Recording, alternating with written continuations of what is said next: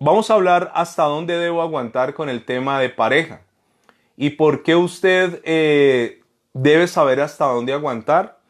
Por una cuestión primero de amor, por una cuestión de amor propio, de respeto, por una cuestión de valorarte, de tener dignidad, que es lo que hemos venido hablando ya, esta la tercera semana. Y estamos hablando del alma. Recuerde que en el alma está el intelecto, la voluntad y están las emociones. Normalmente una persona intelectualmente sabe que no debe hacer algo, pero no tiene voluntad porque sus emociones han sido dañadas. Entonces, si logramos de la mano del Señor restaurar las emociones, sanar nuestras emociones, vamos a tener la voluntad para tomar las decisiones que en el intelecto sabemos que podemos y que tenemos que hacer. Siempre cito el tema de las adicciones. Normalmente un adicto sabe, es consciente que no lo debe hacer, que se está destruyendo, que está dañando su hogar, que está destruyendo su cuerpo, que está arruinando su vida. Lo sabe intelectualmente, pero no tiene voluntad porque sus emociones han sido destruidas. ¿Hasta dónde debo aguantar? Es la pregunta de esta hora de la noche. Y vamos a trabajar allí. ¿Hasta dónde debo aguantar? Pero permítame hacerle un paralelo con algo que a mí me preguntan mucho y es: pastor, ¿hasta dónde yo debo estar en una congregación y cuándo se me es lícito cambiarme de congregación cristiana? Bueno, esto de las congregaciones con el tema de la pandemia ha quedado comprobado que es absurdo no decir pertenezco a una congregación, pertenecemos a Cristo. Obviamente asistimos a un grupo religioso. Y en ese orden de ideas, hay personas que están en un lugar y me han preguntado a mí cuándo yo me debo cambiar de lugar donde me congrego, lugar religioso, donde yo debo tomar esa decisión y hasta dónde debo aguantar. De hecho, en el canal de YouTube tenemos una enseñanza acerca de esto, pero le voy a dar 3 pasos. ¿Cuándo yo debo cambiarme de una congregación a otra? Número 1, cuando hay pecado en la gente que está dirigiendo o preside aquella comunidad religiosa. Cuando usted descubre que el liderazgo, los pastores o los que dirigen, los mentores, o como se le quiera llamar, hoy se les llama apóstoles, padres espirituales, como se les quiera llamar, ellos están en pecado, un pecado recurrente que no quieren cambiar. Porque volvemos a explicar una vez más, somos de barro, ¿no? Somos polvo. Somos de carne, somos imperfectos, pero la idea es servir a un Dios perfecto, tratando de alcanzar una excelencia. Sin embargo, eso será prácticamente imposible porque tenemos errores, pero hay de errores a errores. Entonces, cuando usted está en una congregación donde la gente que va adelante suyo están pecando ya por deporte, ese es un gran motivo para cambiarse de congregación. No cambiarse de Dios, no es que se vaya a cambiar usted de Dios, no se va a volver usted ni budista, ni hinduista, ni nada de estas cosas. Simplemente sigues adorando al mismo Dios en otra casa. Entonces, cuando yo no veo un cambio en el liderazgo, obviamente eso afecta a mi vida espiritual y esa es una razón válida para poder cambiarme a otro lugar donde yo vea que el ambiente espiritual es diferente. ¿Por qué? Porque Pablo dijo: sean imitadores de mí como yo de Cristo. ¿Tiene algo de malo seguir los pasos del líder, del pastor o del que esté, digámoslo, dirigiendo? No tiene nada de malo, siempre y cuando la mirada está puesta en Jesús. De todas maneras, nosotros nos llama a los pastores a dar ejemplo. Tratamos, ¿no? No crea que somos perfectos, tenemos una cantidad de falencias, pero creo que lo que premia y cuenta es la lucha por cambiar. El segundo punto, cuando yo debo salir de un lugar, es cuando no hay pastos frescos. La Biblia en el Salmo 23 habla de delicados pastos y los pastos son la palabra. Cuando una oveja, el pueblo de Israel, recuerde que tenían grandes rebaños, se acababa el pasto en algún lugar, ellos eran nómadas y comenzaban a ir a otro terreno y luego a otro terreno y luego a otro terreno. Cuando David escribe el Salmo 23 y habla, dice, aunque ande en valle de sombra de muerte, realmente el valle de sombra de muerte existe. Es un valle que queda en medio de dos montañas, de dos cordilleras, y es un valle donde casi no entra el sol y hay buenos pastos allí. Pero ¿qué ocurre? Era un valle muy estrecho y este valle se prestaba para ladrones, para saqueadores, para fieras. Era un valle de pastos, pero era un valle peligroso. De hecho, cuando habían partes muy estrechas, se formaban laberintos, entonces ellos transitaban en un sentido en una hora, supongamos de la mañana al mediodía era un sentido y en la tarde era en otro sentido, porque si se encontraban dos grandes rebaños en ese valle, podían quedar atascados. Pero el pastor haría cualquier cosa por darles pastos buenos a sus ovejas. Y los pastos son la palabra. Entonces, cuando usted está en un lugar donde no se predica buena palabra, que finalmente es lo que te alimenta, es otro motivo. ¿Hasta dónde debo aguantar? El tercer motivo, finalmente, es el más importante, es cuando Dios no está. Dios puede habitar o Dios puede visitar. Yo no quiero una visitación, yo quiero que Dios habite. Entonces hay lugares donde Dios vino, sí, estuvo, pero se fue. Y eso es muy triste, es muy lamentable. Ahora, entiéndame el concepto. Yo estoy tratando de hablarle a usted como ya un cristiano maduro. Después de 143 noches, yo creo que algo desmadurado. Sí, Dios está en todos los lados, pero hay lugares que contienen una presencia de Dios un poco más fuerte. Y entonces Dios viene y vive en ese lugar. Entonces, cuando en una congregación ya Dios no está, eso es un motivo para irse. Porque si Dios no está, no pasa nada, no se crece, no se avanza, se estanca, es una congregación vacía. Sí, puede tener nombre de vida, pero está muerta, dice la Biblia. Eso en lo espiritual, hablemos de la vida cristiana. Ahora, ¿hasta dónde yo debo aguantar estar casado y tener una pareja que tiene muchas falencias y que realmente no tiene una intención genuina de cambio? Lo vamos a descubrir a continuación. Permítame decirle primero que Dios a sus profetas, a profetas verdaderos, les pidió cosas raras. Voy a tocar tres cosas extrañas que hay en la Biblia.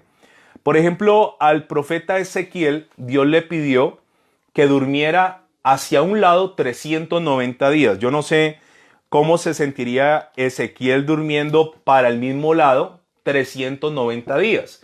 Y era algo simbólico porque eran los días comparados a los años que el pueblo había abandonado a Dios. Y Dios le dice a Ezequiel, vas a dormir 390 días para un lado, más de un año. Imagínese usted todas las noches durmiendo para el lado derecho. Imagínese el dolor, la incomodidad. Y tenía que dormir para ese lado. Y luego que terminó los 390 días, tuvo que dormir 40 días para el otro lado. Ezequiel capítulo 4, versículo 4 y 5. Y le dice el Señor a Ezequiel, y tú te acostarás sobre tu lado izquierdo y pondrás sobre él la maldad de la casa de Israel. El número de los días que duermas sobre él llevará sobre ti la maldad de ellos.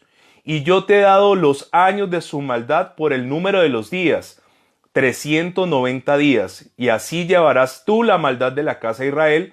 Cumplidos estos, te acostarás sobre tu lado derecho, segunda vez, y llevarás la maldad de la casa de Judá, 40 días, por un día por año te lo he dado. Es raro esto, ¿no? Que Dios a un profeta le diga, vas a dormir 390 días para un lado. Ok, raro. Ahora, permítame utilizar una palabra que está en la Biblia, no se vaya a rasgar las vestiduras, etc. La palabra nalgas está en la Biblia. Y Dios le pide a un profeta llamado Isaías que durante 3 años se quite la ropa y vaya desnudo 3 años, mostrando sus nalgas, mostrando su desnudez, dando a conocer cuánto Dios estaba disgustado con el pueblo por todo lo malo que el pueblo estaba haciendo. Ahora, estos sí eran profetas de verdad. O sea, profetas que Dios les decía, vas a hacer esto, y no tenían ningún problema en hacerlo. Acompáñeme, por favor, a Isaías capítulo 20 y vamos a ver qué dice la palabra del Señor en Isaías capítulo 20, versículo 2. Dice, en aquel tiempo habló Jehová por medio de Isaías, hijo de Amós, diciendo a él mismo, ve y quita el cilicio de tus lomos y descalza las sandalias de tus pies, y así lo hizo, andando desnudo y descalzo. Versículo 3. Y dijo Jehová, de la manera que anduvo mi siervo Isaías desnudo y descalzo por 3 años, por señal y pronóstico sobre Egipto y sobre Etiopía, así llevará el rey de Asiria a los cautivos de Egipto y los deportados de Etiopía, a los jóvenes y ancianos desnudos y descalzos, descubiertas las nalgas, para vergüenza de Egipto. Entonces la palabra nalga está en la Biblia. Entonces imagínense este profeta, 3 años mostrando las nalgas. ¡Qué vergüenza! Era algo vergonzoso, pero estos tipos eran obedientes.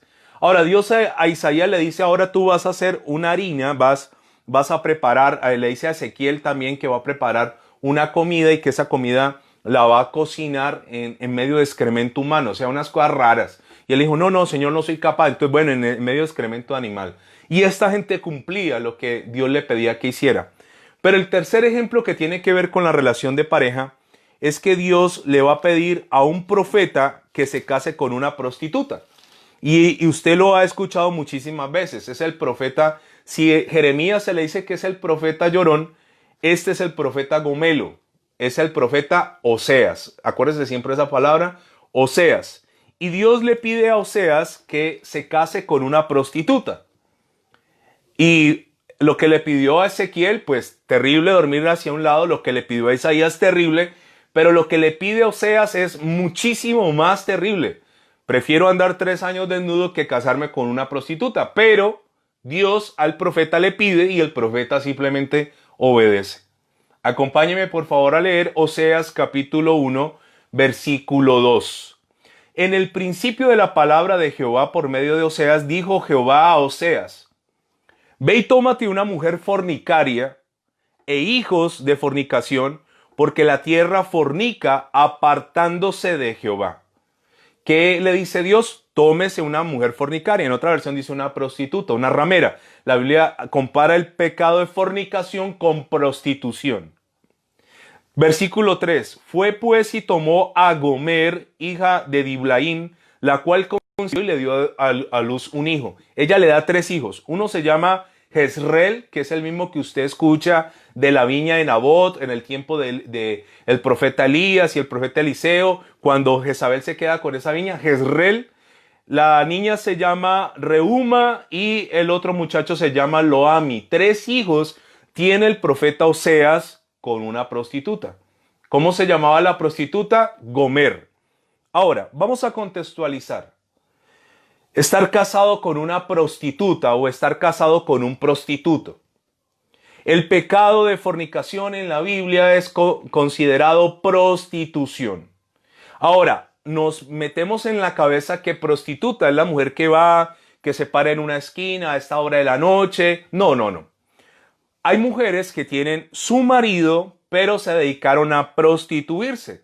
Hay hombres que tienen su esposa y se dedicaron a prostituirse. Cada vez que se fueron a acostar con alguien, eso ya lo hemos visto en el tema de la ligadura de almas, se fueron y se acostaron, tuvieron intimidad, en ese momento se prostituyeron. Y Dios le pide a un profeta santo, limpio, que se case con una prostituta. ¿Cómo puede sentirse un hombre sabiendo que llegó a su casa, mi amor, ¿dónde estás? Y nadie contesta. Le pregunta a sus hijos y su mamá, no sé, se arregló, la vimos pintándose y se colocó la falda más corta. ¿Cómo comenzó a sentirse Oseas al saber que le daba amor a una mujer, que honraba a una mujer, que la respetaba, que le daba todo, él le daba todo a la mujer, lo que ella necesitara, pero aún así ella se iba a prostituirse? Hay relaciones de pareja tal cual donde uno de los dos le da todo al otro, le da todo lo que el otro necesita, le da respeto, le da su lugar, le da tiempo, lo dignifica, lo honra, le da todo, absolutamente todo, pero el otro es un prostituto o es una prostituta. Gracias a Dios no lo tengo enfrente, porque cuando uno empieza a enseñar de esto, por lo menos en la congregación comienzan a mirarme mal. Y ahí es donde digo, si las miradas mataran, gracias al Señor solo, no estoy viendo absolutamente a nadie. Y sabe qué terrible estar casado con una prostituta y qué terrible estar casado con un prostituto.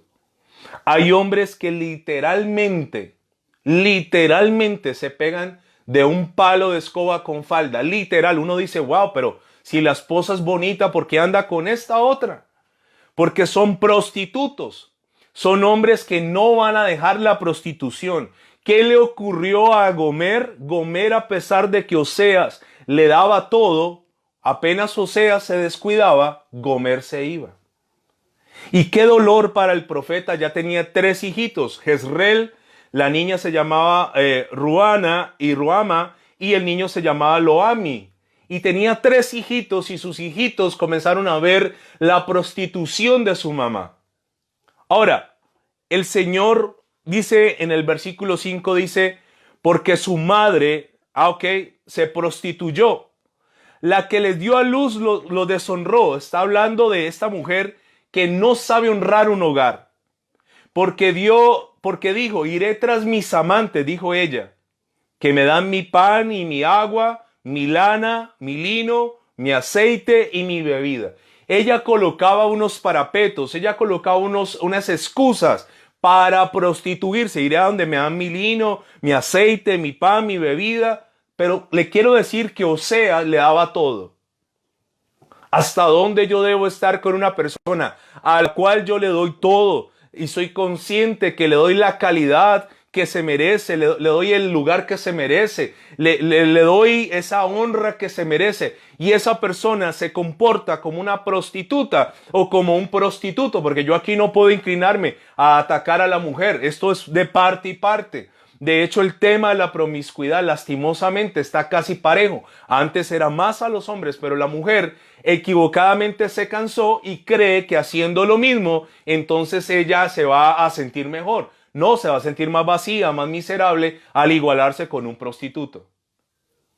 Ahora ella dice, ella deshonra a sus hijos y dice, me iré tras mis amantes que me dan mi pan y mi agua, mi lana, mi lino, mi aceite y mi bebida. Entonces mire lo que el Señor le dice. Por tanto, he aquí yo rodearé de espinos su camino y la cercaré con seto y no hallará sus caminos. Entonces esta mujer sale a buscar a sus amantes, pero Dios le impide que los encuentre. Y esta mujer le hace lo que mucha gente hace. Van a sus aventuras, pero cuando fracasan y les va mal, ahora sí regreso donde mi mujer. Ahora sí regreso donde mi marido, porque me fue mal. Y esta mujer sale a buscar a sus amantes y le va mal. Y dice, ay, volveré donde mi marido. Versículo 8. Versículo 7. Seguirá a sus amantes y no los alcanzará. Los buscará y no los hallará. Entonces dirá, iré y me volveré a mi primer marido, porque mejor me iba entonces que ahora. ¿Sabe? Esta mujer tenía todo, Gomer tenía todo, pero cambió todo por nada.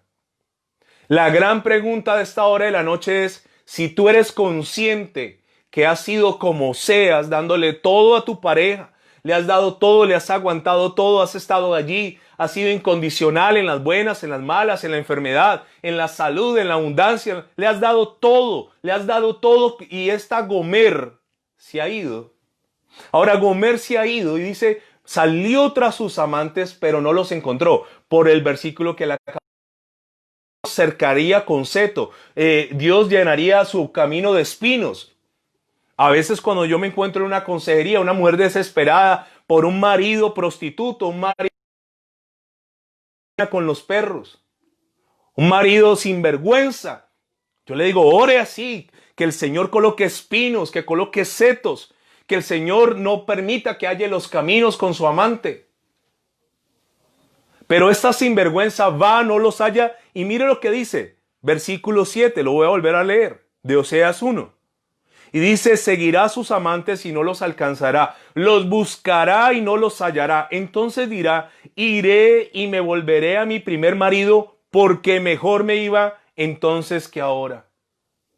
¿Qué está pensando una pareja de estas? En su propio bien. Está siendo egoísta.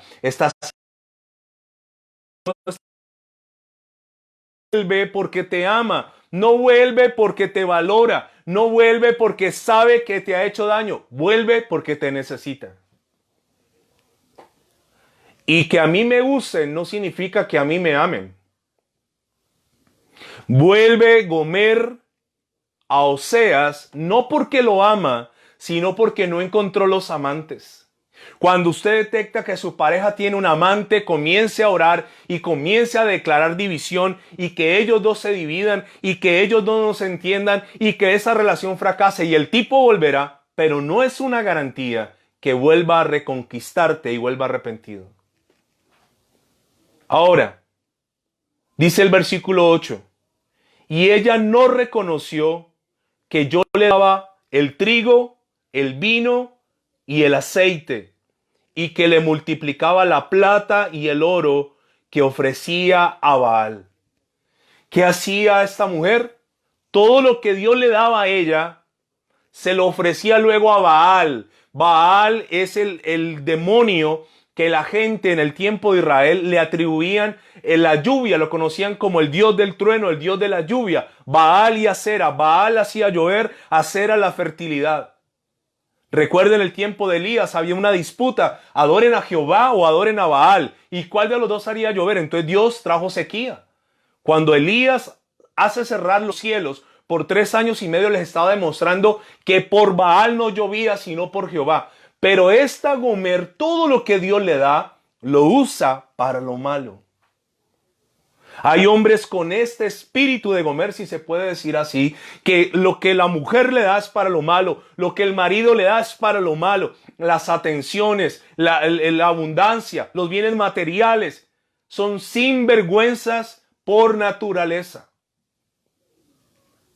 Ahora, ella no quiso reconocer, no, ella dijo, no, esto es poco, esto es poco. Ese hombre siempre menospreciará tus tesoros. Aquí dice que vino ella a casa de su marido y no quiso reconocer que le daba el trigo, el vino, el aceite. Y luego dice que le multiplicaba la plata y el oro.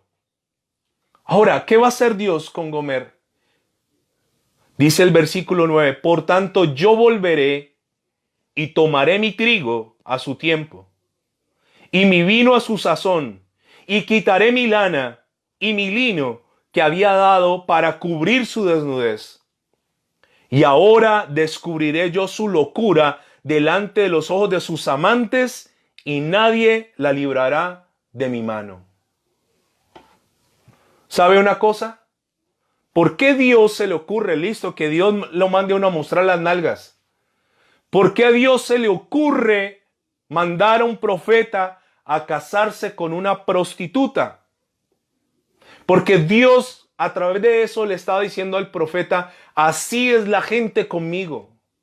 Yo les doy todo, yo los bendigo, yo les doy salud, yo los prospero, yo los saco de la crisis, les quito el COVID, yo los saco de la cárcel, yo los libro de los enemigos, los libro de la muerte, yo restauro sus vidas y se vuelven y se van a prostituirse tras dioses ajenos. Vuelven y se van. La Biblia dice en Santiago, oh almas adúlteras, ¿no sabéis que la amistad con el mundo es enemistad contra Dios? Adúlteros, prostitutos, como Gomer. El pueblo de Dios, israelitas y gentiles, hemos sido prostitutos con el Señor. ¿Cuántas veces hemos cambiado a Dios? ¿Cuántas veces nos olvidamos del Dios que nos da todo? Que nos da la lana, nos da el vino, nos da el aceite, nos da el trigo, nos da la salud, nos cuida. ¿Cuánta gente se olvidó de dónde lo sacó el Señor? ¿Y cuánta gente hoy tiene una relación con Dios que se basa en el interés? Pero Dios dijo, no, yo a Gomer le voy a quitar todo. Me devuelve el aceite, me devuelve la lana, me devuelve el lino. Y luego dice el 10, y ahora descubriré yo su locura delante de los ojos de sus amantes y nadie la librará de mi mano. Versículo 11. Y haré cesar todo su gozo, sus fiestas. ¿En qué mantiene Gomer? En fiestas. Sus nuevas lunas y sus días de reposo y todas sus festividades. Sí, claro, el que va teniendo amantes cree que se la va a pasar toda la vida en esa. Cree que su vida es un carnaval toda la vida. Hermanito y hermanita, llegarán días donde lo lamentarás. Y dice el versículo 12. Y haré talar sus vides, donde nacían las uvas, las haré talar. Y sus higueras, de las cuales dijo, mis salarios son salario que me han dado mis amantes, las reduciré a un matorral y las comerán las bestias del campo. Ella decía, esto me lo dieron mis amantes, y se jacta de que los amantes le hayan plantado viñas y le hayan dado frutos. Y Dios dice, todo eso lo voy a tumbar y lo voy a volver matorrales. ¿Hasta dónde uno debe permitir que una pareja te atropelle? ¿Sabe? Dios es amor y eso yo no lo voy a negar. Pero por el consumidor al extremo y que cree que Dios es un payaso. No se equivoque. Dios es amor. Pero aún con amor, Dios sacó a Adán y a Eva del huerto. Listo, los perdono, les cubro su vergüenza, les hago unas túnicas de pieles, pero se van. ¿Hasta dónde usted va a permitir una Gomer o un Gomer viviendo a su lado que no está contigo porque te ama, sino porque de alguna forma te necesita? Versículo 13. Y la castigaré por los días en que incensaba a los Baales y se adornaba de sus arcillos y de joyeles y se iba tras sus amantes y se olvidaba de mí, dice Jehová. La señora esta se ponía zarcillos y joyas y todo y se iba a adorar a sus Baales, a adorar a sus amantes y se olvidaba de Dios. Esta mujer no solo le partió el corazón a Gomer, sino que también lastimaba a Dios. Capítulo 3, versículo 1. Oseas y la adúltera. Me dijo otra vez Jehová, ve, ama a una mujer amada de su compañero, aunque adúltera, con el amor de Jehová para con los hijos de Israel, los cuales miran a dioses ajenos y aman tortas de pasas. Dice, la compré entonces para mí por 15 siclos de plata y un homer, que era una medida, y medio de cebada. ¿Sabe qué tuvo que hacer Oseas? Volvió Oseas a recibir palabra de Dios y le dijo, vaya otra vez por ella. Y sabe, esta mujer cuando la encuentra, ya pertenecía a otro hombre y Oseas tuvo que pagar dinero y tuvo que dar grano por ella, por una prostituta, para que volviera. Tuvo que volver a aceptarla, pero lo más tremendo es que ella pertenecía a otra persona y hubo que pagar por ella, hubo que pagar. ¿Y cuántas veces el Señor con nosotros es así? Nos extraviamos y vuelve y nos saca. Y vuelve el Señor y paga de nuevo. Y vuelve el Señor y nos rescata. Y vuelve el Señor y nos limpia. Y vuelve el Señor y nos sana. Pero no se equivoque. ¿Sabe? No confunda. Y eso yo se lo he dicho a mucha gente. No confunda mi amabilidad con debilidad. Y eso pasa con Dios. No confunda la amabilidad de Dios con debilidad. Hablando de milagros y haciendo un paréntesis aquí, yo creo en los milagros, he visto milagros, hemos orado por milagros. Pero sabe, una vez un hombre fue sanado de una enfermedad que tenía terminal. Y cuando estábamos orando por él, Dios me dio la palabra que cuando el Señor Jesús oró por el paralítico de Betesda, que llevaba 38 años enfermo, el Señor le dio una palabra y le dijo, vete y no peques más para que no te venga una cosa peor. ¿Qué le dijo el Señor? No peques más. Ahora, ¿qué es peor que estar paralítico? No sé. El tipo era paralítico, podía moverse de alguna forma, porque le dice al Señor que de alguna forma le intentó llegar al estanque de Betesda. Pero el Señor le hace una advertencia, no peques más para que no te venga una cosa peor.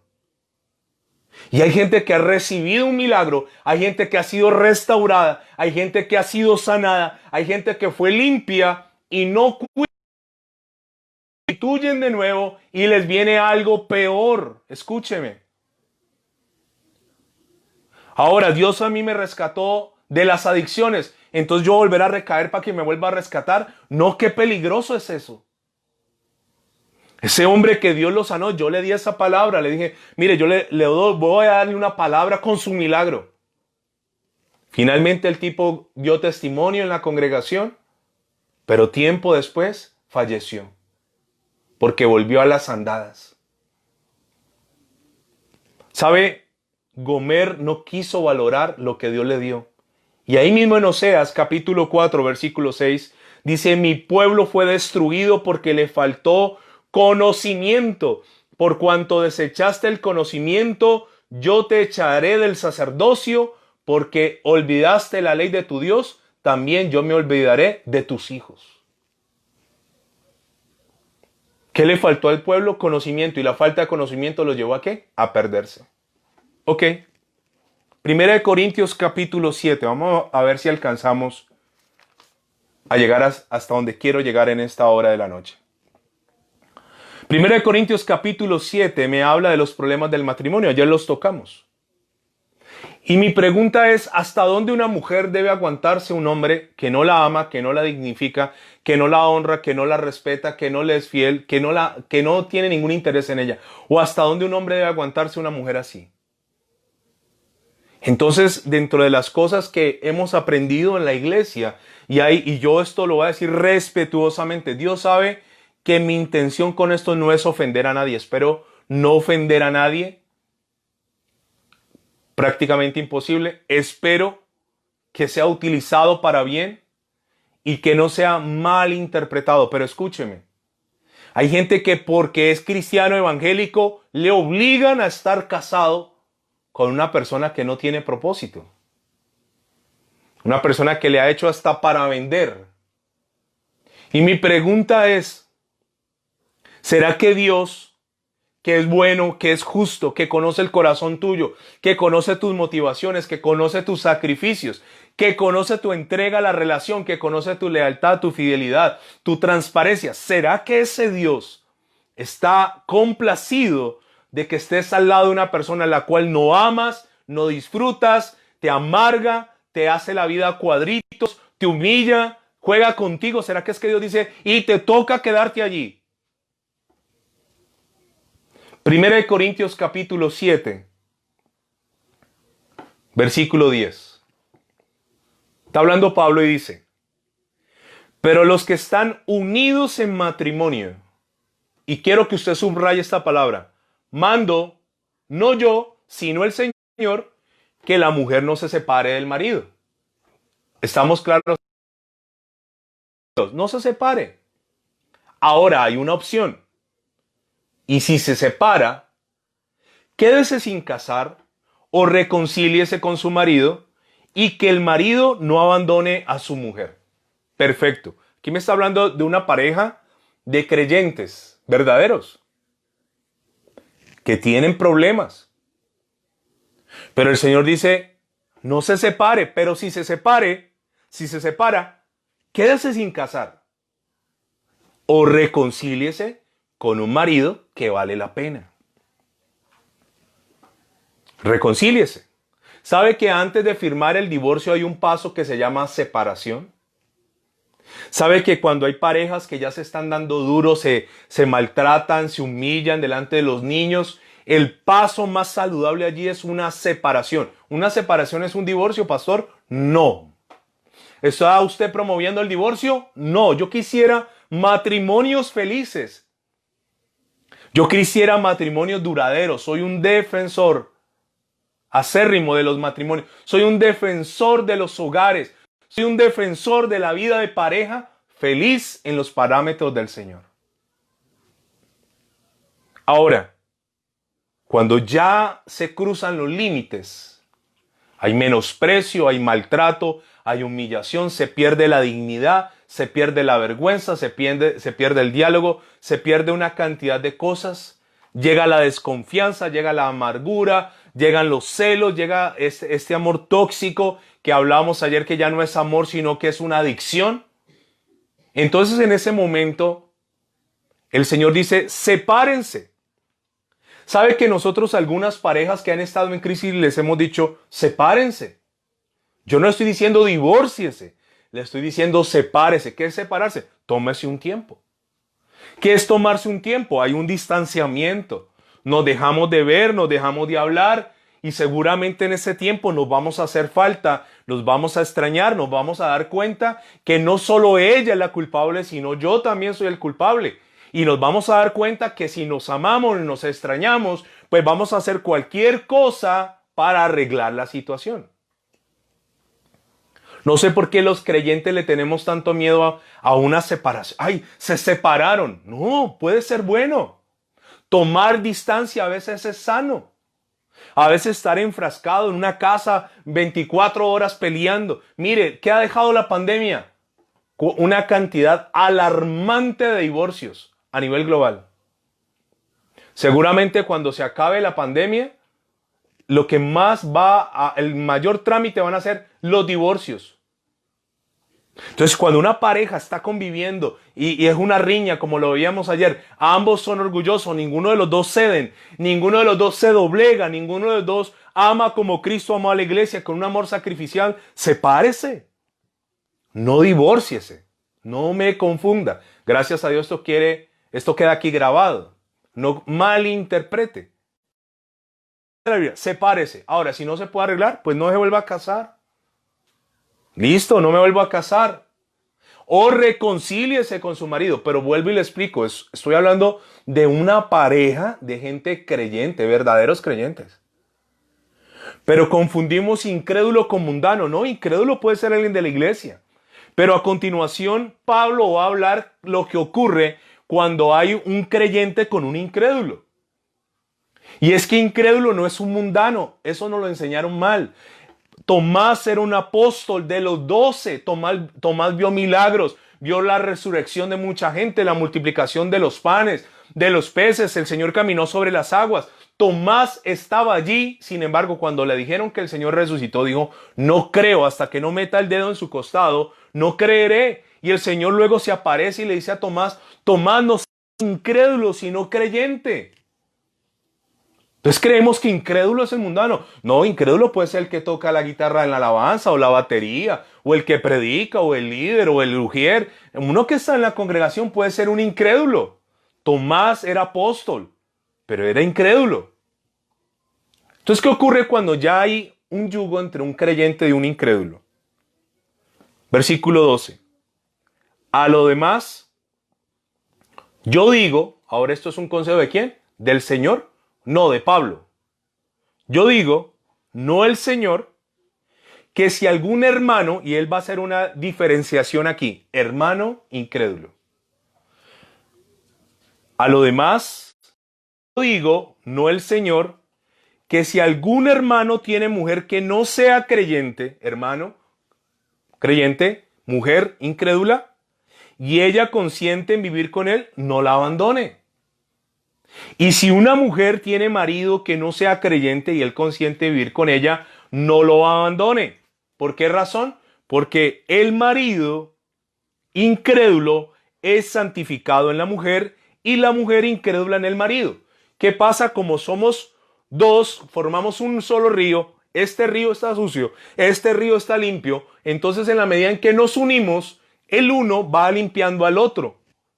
Una tarea titánica y agotadora.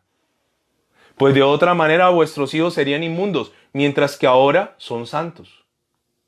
Présteme muchísima atención. Versículo 15.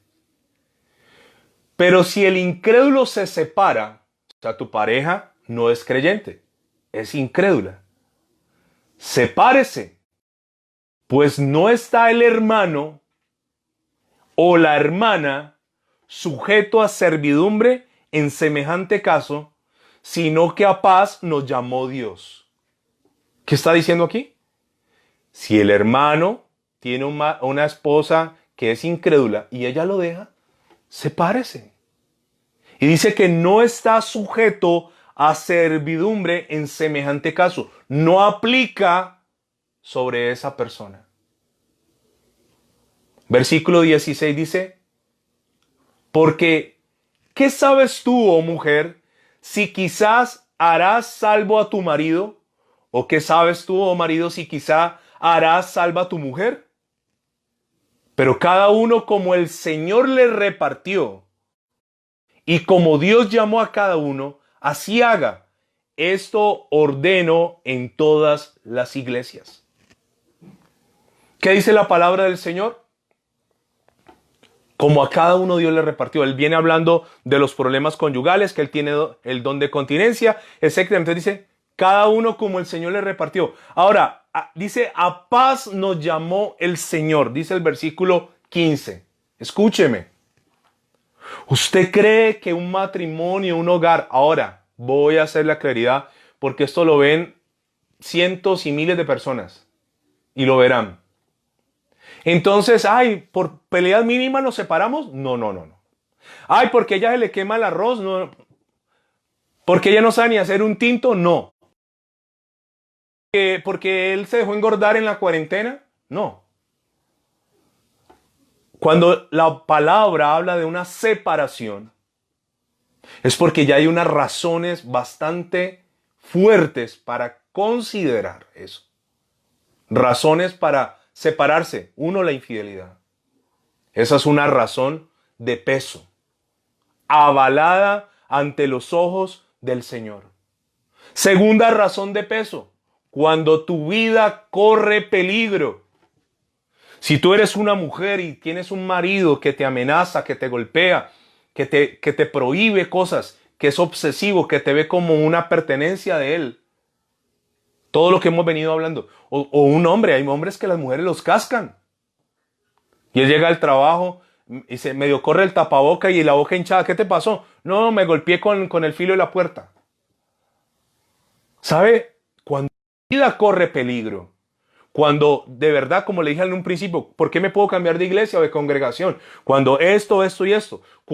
¿Cuándo se puede separar un hogar? Cuando hay infidelidad, cuando el otro no quiere cambiar, cuando el otro no te ama verdaderamente, cuando llevas años de amargura. Dice la Biblia, a paz te llamó el Señor. Y en el 16 dice, porque ¿qué sabes tú, oh mujer, si quizá harás salvo a tu marido? ¿O qué sabes tú, oh marido, si quizás harás salvo a tu mujer? ¿Sabe? Yo busqué otras versiones de este pasaje y dice, en la versión BLP dice, porque estás segura, mujer, de que conseguirás salvar a tu marido, y tu marido está seguro de que salvarás a tu mujer. En la versión NBB dice, a fin de cuentas, no sabes, mujer, si tu esposo va a convertirse, si se queda, y lo mismo digo al esposo en cuanto a la esposa. Entonces hay gente que se echó esa carga, esa cruz, ese complejo mesiánico de que yo voy a salvar la humanidad. Mire, le voy a decir una cosa, yo no puedo salvar a nadie. Escasamente estoy peleando por mi salvación. Escasamente estoy con dientes y uñas peleando por mí mismo como para pensar que yo tengo la capacidad de salvar a otros. Yo no tengo la capacidad. Entonces hay gente que no se va porque el sentimiento de culpa no lo deja. Y si me voy y se pierde, no, es que usted no es Jesucristo. Y si me voy, no, escúcheme. A paz te llamó el Señor. Y dice este pasaje, porque estás tú segura, mujer, de que conseguirás salvar a tu marido. ¿Y tu marido está seguro de que salvarás a tu mujer? A fin de cuentas no sabes, mujer, si tu esposo va a convertirse si se queda, o lo mismo le digo al esposo en cuanto a la esposa. ¿Hasta dónde yo debo permitir y hasta dónde yo debo aguantar en un hogar? Para finalizar por el tiempo, quiero decirles algo. De las consejerías más tristes que yo he tenido, una vez atendí a un hombre. Y este hombre estaba viviendo un infierno con una mujer. Según lo que él cuenta. Porque normalmente en una consejería de pareja hay que escuchar las dos versiones, ¿no?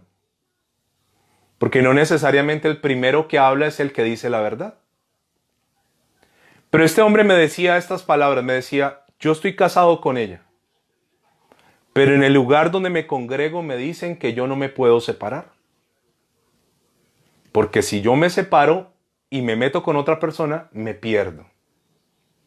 Entonces, pastor, yo le voy a abrir mi corazón y le voy a decir que yo le oro fervientemente a Dios para que esta mujer se muera y una vez muerta yo pueda casarme con otra persona. Y yo he escuchado muchas cosas en consejería.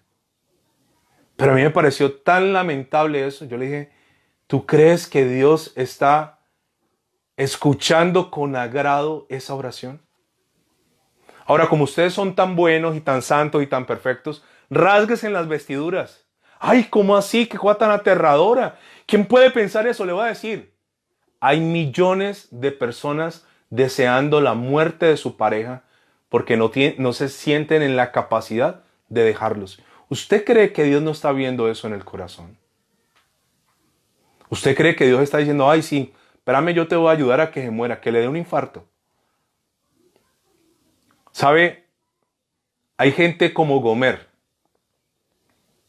Yo he entendido eso. Hay gente que no va a cambiar.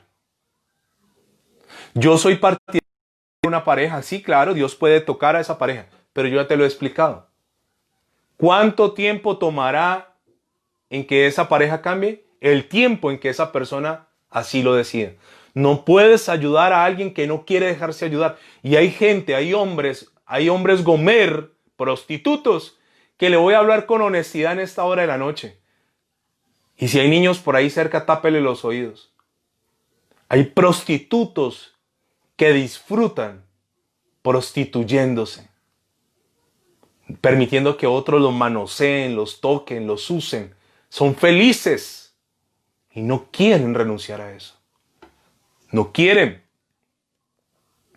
No quieren. Y yo le he explicado ya que ni siquiera Dios, con todo su poder, podrá cambiar por fuerza a alguien. ¿Dios cambió por fuerza a Caín? No. Dios le dio un consejo. Haga lo bueno y será exaltado. ¿Qué hizo Caín? Lo malo. Dios le acaba de dar una consejería personalizada. ¿Usted imagina que Dios me diera a mí una consejería? Yo sería el hombre más feliz del mundo escuchando la voz de Dios audiblemente. Y Dios habla con Caín y le dice, ¿por qué ha decaído tu semblante? El pecado está a la puerta, pero tú te puedes enseñorear de él. Y Caín sale y le dice a Abel, venga, vamos al campo que le voy a mostrar algo que cultive, y lo mata. ¿Cambió Dios por fuerza a Caín? No. ¿Podrá Dios cambiar a tu marido o a tu esposa? El problema es, ¿qué pasará si no? ¿Qué pasará si se demora? ¿Estás dispuesto a esperar 10, 20, 30, 50 años? Finalmente, como yo no estoy viviendo con usted, gracias a Dios, esa es su decisión. Yo le presento la palabra, le presento lo que dice la Biblia y yo le pido un grande favor. Tome lo bueno, deseche lo malo, analice y espero, por favor, que tomes decisiones o guiada por el Espíritu Santo. Lo malo en la vida no es equivocarse. ¿Sabe qué es lo malo en la vida? No tener la capacidad de decir, me equivoqué, pero haré todo lo posible por enmendar eso. Vamos a orar. Amado Dios, te doy muchas gracias por tu palabra. Señor, cuánto nosotros hemos confundido tu palabra y cuánto hemos complicado tu palabra. A paz nos llamaste, Señor. Seguramente puede tener más paz una mujer soltera que nos está viendo ahora. Soltera. Que si hubiese seguido casada con ese monstruo, con ese patán, con ese guache.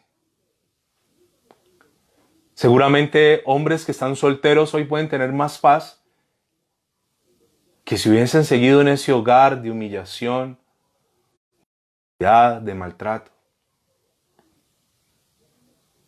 No necesariamente para ser feliz tengo que estar casado. No necesariamente para tener un éxito delante de ti tengo que tener una pareja. Y Señor, yo te doy gracias porque aún la soltería es una opción en la palabra tuya, Señor. Permite que los que han tomado esta decisión de quedarse solteros disfruten esa decisión. Y si hay alguien que va a ver esta transmisión en los siguientes días, meses o años, que sabe que su vida está corriendo peligro, te pido, Señor, que le des la determinación de tomar decisiones que eviten una tragedia. Y aquellos maridos y aquellas esposas que han hecho lo malo y se han convertido en verdugos de sus parejas, permíteles cambiar. Y yo siempre he creído que si ambos ponen, el hogar se puede salvar y se puede sanar. Pero eso es 50-50. Gomer no quiso lo que Oseas le daba, Señor. ¿Hasta cuándo y hasta dónde yo debo permitir atropellos de parte de mi pareja? Tú a cada quien le contestarás, ya que cada hogar es diferente, es distinto. Esto no es una regla general. Tú eres un Dios personal y creo que a cada uno de ellos, de manera personal, les puedes traer la solución. Permite que ellos se queden con lo bueno, desechen lo malo. Y te damos la gloria y la honra a ti en Cristo Jesús. Amén. Y amén.